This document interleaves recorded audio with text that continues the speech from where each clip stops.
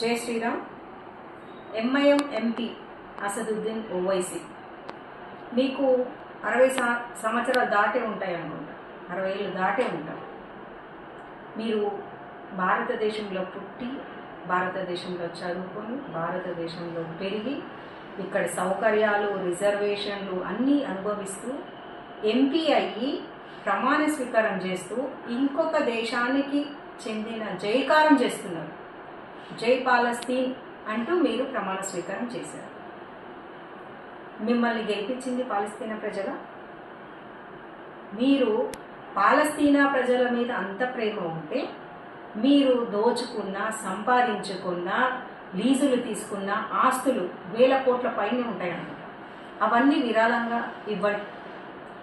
లేకపోతే ఇంకా ప్రేమ ఎక్కువ ఉంటే పాలస్తీనా వెళ్ళండి, అక్కడ ప్రజలకు సేవ చేస్తూ అక్కడే పోటీ చేసి ఆ దేశాన్ని బాగు చేయండి. కానీ మీరేం చేస్తున్నారు?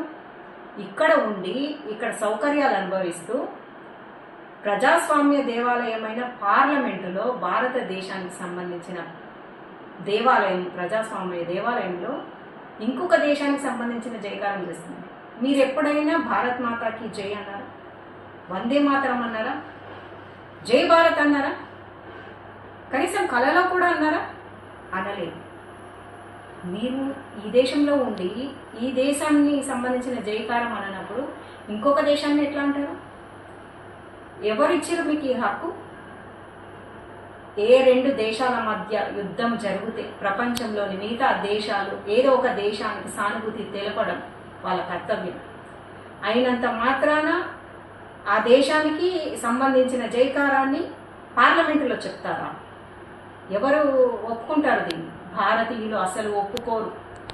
ఈ దేశంలో పుట్టి, ఈ దేశంలో గాలి పీలుస్తూ, ఈ పంటలు పండిన తిండిని తింటూ ఈ దేశానికి సంబంధించిన జయకారం చేయకుండా ఇతర దేశాలను పొగిడే వాళ్ళని, ఇతర దేశాల పాటలు పాడే వాళ్ళని ఏమంటారు? నాకంటే మీకే బాగా తెలుసు, ఎందుకంటే మీరు లాయర్ కూడా. బాగా గుర్తు పెట్టుకోండి.